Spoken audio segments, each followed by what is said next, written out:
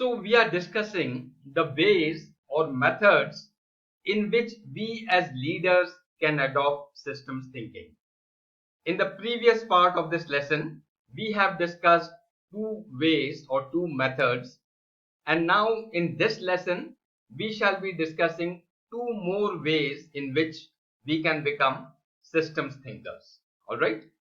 So the third thing as leader that you have to do is to have a flexible and open mind. You see, if you are a systems thinker, then you always have to keep in mind that everything and everyone that you are associated with is a part of the system. You cannot afford to ignore anyone or anything. See, if you have to try and understand other people's point of view, if somebody is trying to explain something to you or trying to convince you about something, then you need to have an open mind.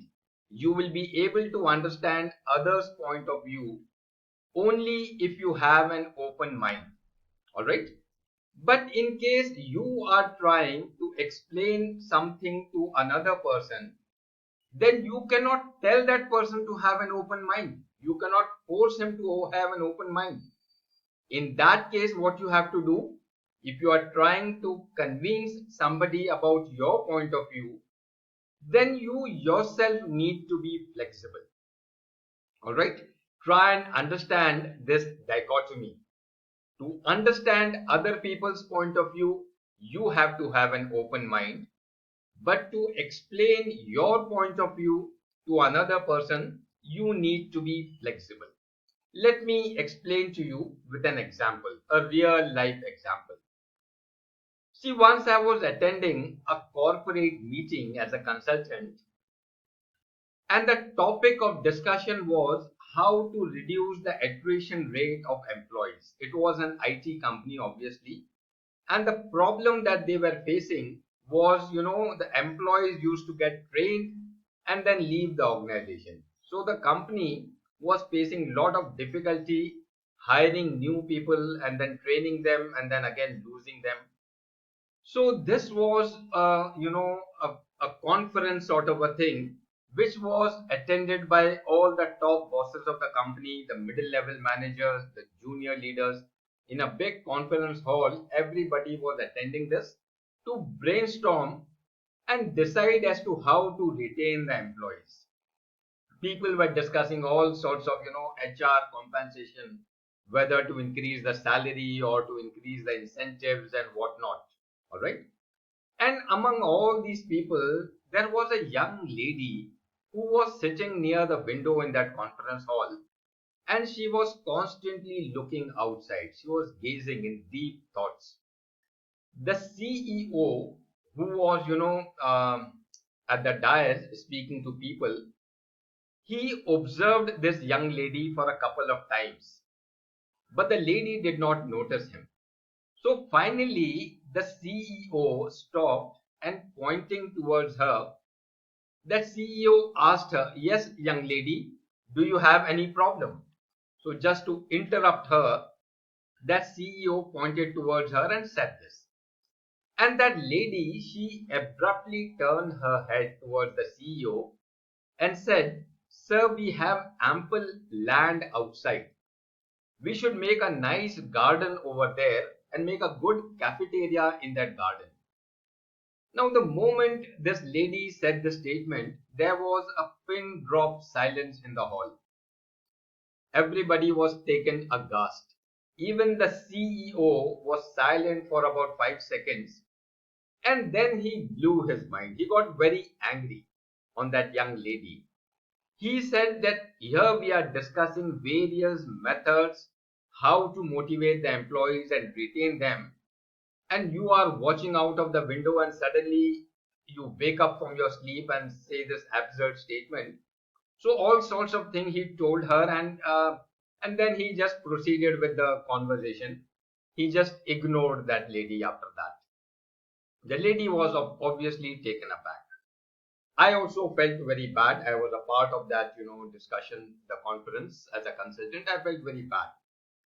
Later, after the conference was over, I went to that girl trying to, console her, telling her that such things happen in the corporate life, not to bother about it and all that.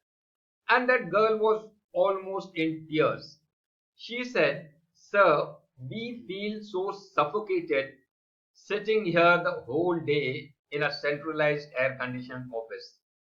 Every comfort is available here, but for the entire day we don't get any fresh air nor we get any sunlight. Even for a cup of coffee, we have to go to the 12th floor cafeteria. And that also we are going through the air conditioned lift. We don't see sunlight or air throughout the day. 10 to 12 hours we are working here. And I just don't feel like working here. At the first opportunity, if I get a better opportunity anywhere, I also will leave this organization." Now, when I heard that young girl, there was a lot of sense in what she said. People were not actually leaving the organization for lack of monetary incentives. They were leaving due to mental suffocation. In that conference hall, the CEO and all the top brasses, they were discussing monetary incentives. That was not a problem at all. The problem was the mental suffocation being faced by the people in that organization. So, if the CEO had an open mind, then he would not have rebuked or ignored that young lady's idea. He would have listened to her, given a thought to it, and then probably he may have told the lady, "Okay, we will discuss it." And he could have given it a thought, a consideration as to why that lady is saying like that. But unfortunately, the CEO did not have an open mind. So that was an example about, trying to understand others' point of view with an open mind. Now I'll give you another example of flexibility. When you are trying to explain your point of view to some other person, why should you have flexibility? Let us understand that. Again, another meeting, I was a part of that meeting as a consultant to finalize a big export order for a toy making company. The company was making educational toys for children, and they were, negotiating a big export order from a foreign country. The client who was present for the meeting over there, they wanted the packaging of the toys to be done in a particular manner. But the vice president of this toy making company, who was, heading that meeting, that person was adamant that they cannot change the packing because of their policy constraints. Now, the client actually was having a very valid reason to ask for a different type of packing, because for the purpose which they were purchasing the toys and they wanted to distribute it to the children, he wanted to have a particular type of packing with their company logo and things like that. So he had valid reason and he was willing to pay extra for that also. But the vice president marketing, he also had his valid reasons, his company policy constraints and all those things, but they were not such which could not have been overcome.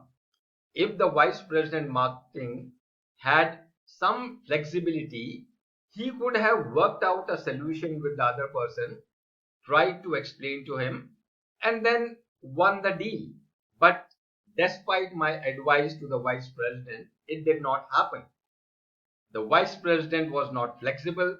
The other person was also not willing to compromise because they had a particular requirement for that particular package.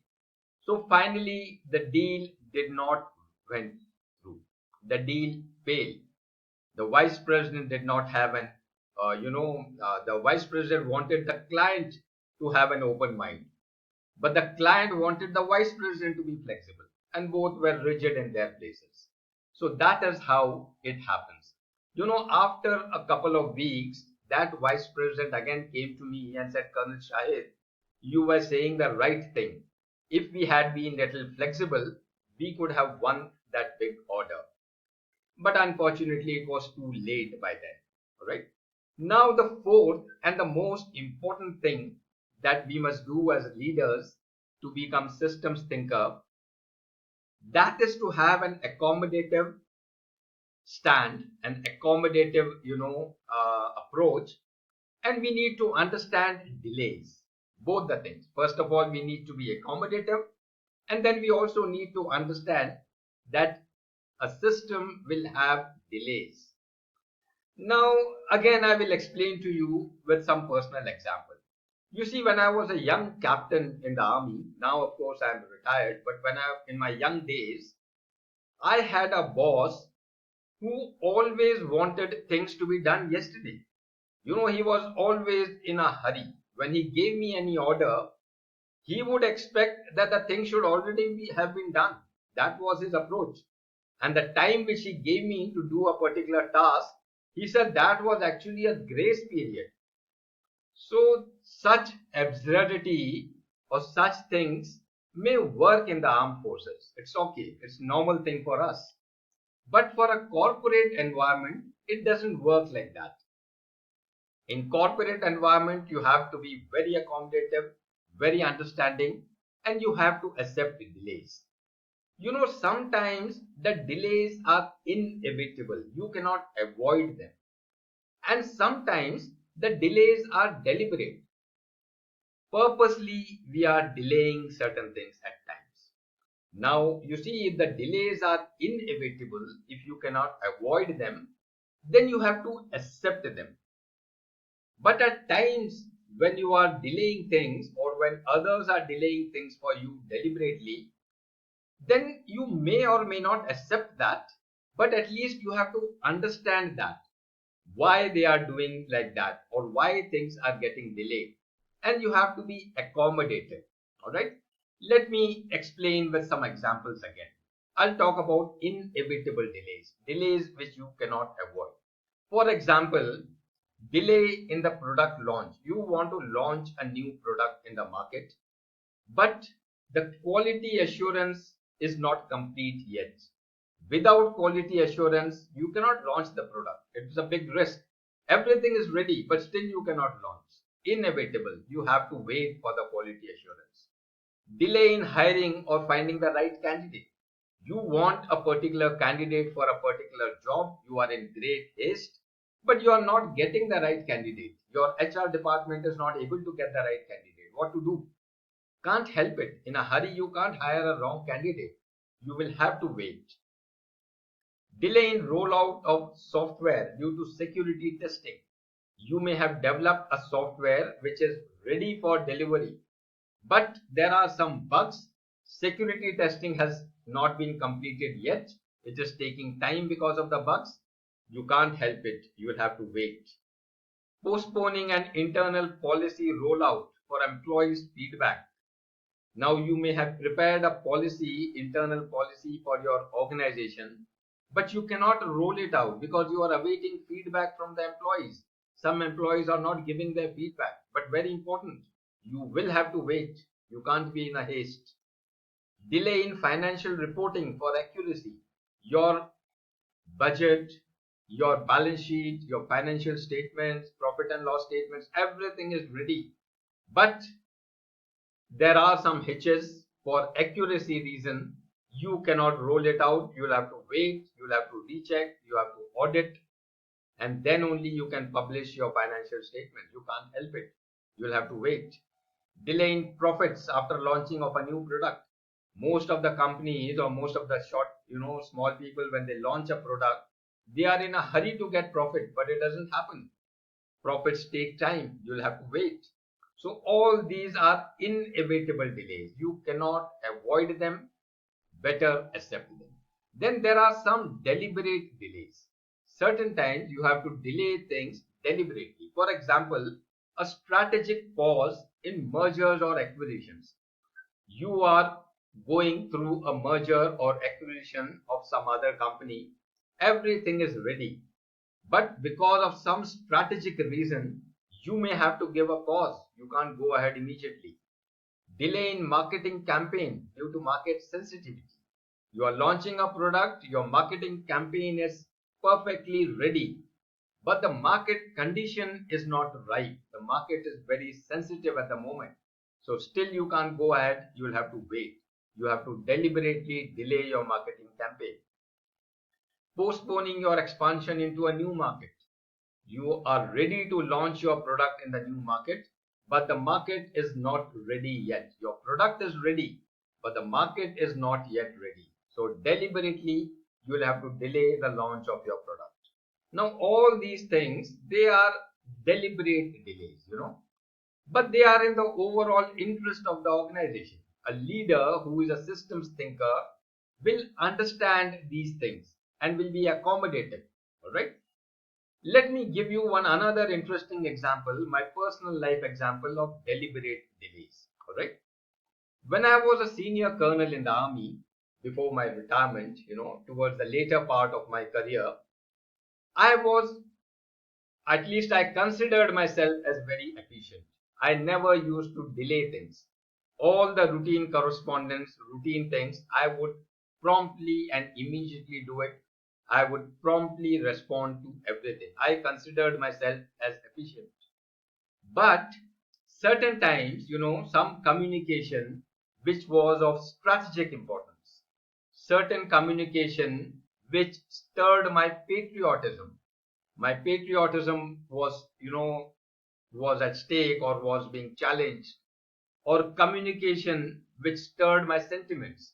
Sometimes certain documents, certain letters, certain communication from your own people, they stir your sentiments. Communication which made me angry. Certain communication, certain discussions make you angry at times. When such things happen, I would never respond immediately. I would listen to people, I would read the correspondence, but I would never respond immediately. What I would do, I would make a draft of my response and then keep it in my drawer for 2 days. In my office drawer, I will just type out my response and keep it in my drawer for 2 days. I will just forget about it for 2 days. Then on the third day, I will take it out and read it again. And very often, I would not approve my own draft. What I had thought of responding 2 days back, the third day, most of the time, I myself would not agree with it. When my anger subsided, when my sentiments subsided, when things became normal, my opinion changed. And that was in my own interest and in the interest of the organization. So that is why this is an example where you deliberate things, but you have to understand why you are delaying it. So therefore, I say that if the delay is inevitable, then you have no option but to accept them. But if the delays are deliberate, then you may or may not accept them, but at least you have to understand them and you have to be accommodative. So I hope all this lessons or all this discussion that we had on systems thinking, I hope it will help you in becoming a good leader and a good systems thinker. All that what we have studied here will add to your knowledge, and I'm sure you will turn out to be better leaders. All right.